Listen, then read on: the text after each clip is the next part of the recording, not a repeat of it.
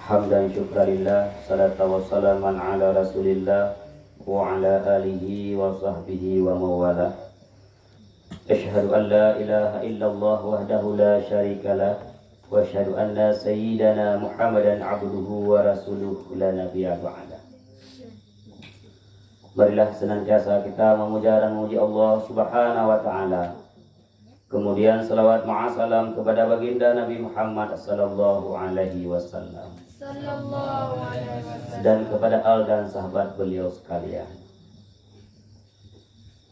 Dalam melaksanakan suatu ibadah, maka nilai ibadah yang kita lakukan akan bernilai pahala kalau di dalamnya ada ikhlas. Penentuan ketika kita tak salat, ketika kita tak puasa, ketika kita tak jabut, ketika kita tak puput yang diperintah oleh Allah Subhanahu wa taala, baru nilai di sisi Allah Subhanahu wa taala setiap kebaikan yang kita puput adalah dengan ikhlas. Putra dengan ikhlasnya. Gebegah ikhlas adalah sarful amali wa taqarrubi bihi ila Allah wahdahu. Ikhlas adalah legdayo beramal, melakukan suatu amalan, wa taqarrub, mendekatkan diri kepada Allah Subhanahu wa taala, benar-benar bahwa itu karena Allah Subhanahu wa taala. Sebuah amalan yang gedayo buat, yang amalan tersebut adalah untuk mendekatkan diri kepada Allah, yang niat dan tujuan hana lain memang karena Allah Subhanahu wa taala. La riyaan, hana lahir riya dalam ibadah tersebut. Ibadah yang kita lakukan, salat yang kita lakukan, puasa yang kita lakukan, sedekah yang kita lakukan, amalan-amalan lain yang kita lakukan adalah hana nilai riya. Hana rencana tak perlu mahbak orang, hana rencana tak perlu mahbak makhluk, hana rencana tak perlu mahbak siapa pun, khusus karena Allah Subhanahu wa taala. Kemudian hinan hana lahir kabu kan bahwa kita seolah-olah orang yang paling dekat dengan Allah Subhanahu wa taala. Kanlah kita seolah-olah orang yang paling baik ibadah kepada Allah Subhanahu wa taala. Hana tak perlu nilai kabunya. Bahkan legedanya memang betul-betul ikhlas kepada Allah, hana tinggal tepi. Kan ketika kita semayang Allahu Akbar, bah dadangimu Bismillahirrahmanirrahim, Alhamdulillahi Rabbil Alamin. Ingat tidrawat laga bacaan tidrawat nyan katikabu pulang. Ketika lagi dia dengar orang yang dang di samping gedanya, dia orang yang dang di samping gedanya pun rayuk-rayuk sedikit bacaan yang dibacakan ketika salat. Duh tadi dengar hanagat paharuh sin, hanagat paharuh sa. Tengok salat gedanya mau fikir tinggal rupanya get bacaan lu ngaji. Itu adalah hilangnya nilai ikhlas. Kemudian wala talaban lil aridhair. Di dalam nilai ikhlas juga bahwa hana tak tuntut maksud sesuatu yang lain yang lebih hana. Yang pertama kedua yang buat adalah untuk tak pegadah bangai yang nak gedanya. Karena kebegah tarkut ta'alumi kabirah. Ketika seseorang meninggalkan menuntut ilmu, maka ketika itu dia telah melakukan dosa besar.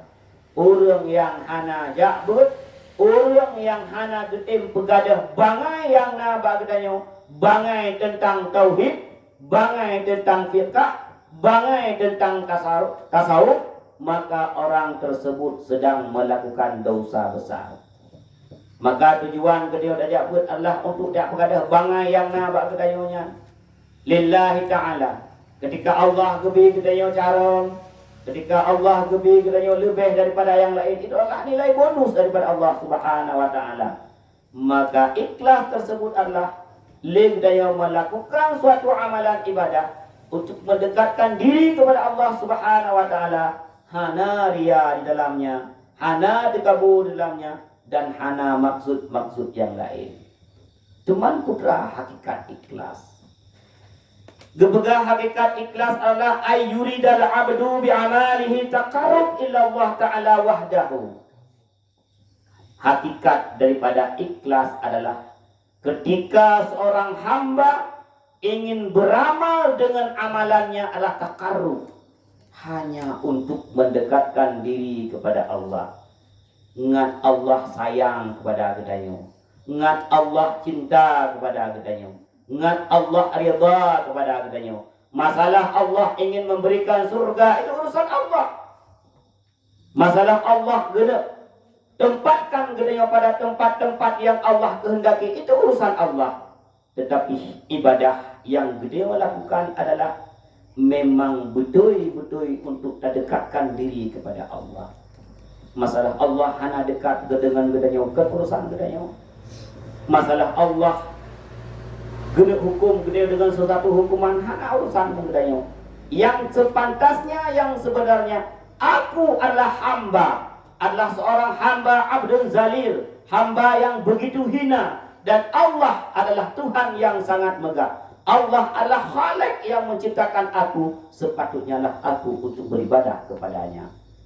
Hana ingat kepada pahala, hana ingat kepada syurga, hana ingat kepada baik gedik dan neraka. Tetapi karena gedanyo betul-betul sidro hamba, maka ibadah yang gedanyo lakukan adalah semata-mata untuk mendekatkan diri kepada Allah. Itulah hakikat daripada ikhlas.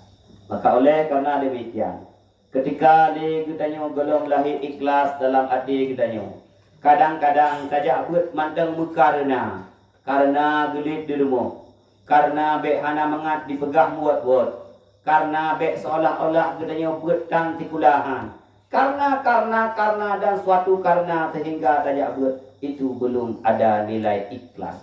Tak bergada karenanya. Saya yakin bahwa setiap langkah yang kita langkah untuk menghilangkan jahil yang ada pada diri gedanyo, maka itu bernilai pahala. Ulung yang saja cukup jahil langkah. Bahkan dalam hadis yang lain Rasulullah sallallahu alaihi wasallam mengatakan, orang yang tuntut ilmi adalah ketika dia terjadi sesuatu pada dirinya, dia adalah mendapat pahala syahid di sisi Allah Subhanahu wa taala.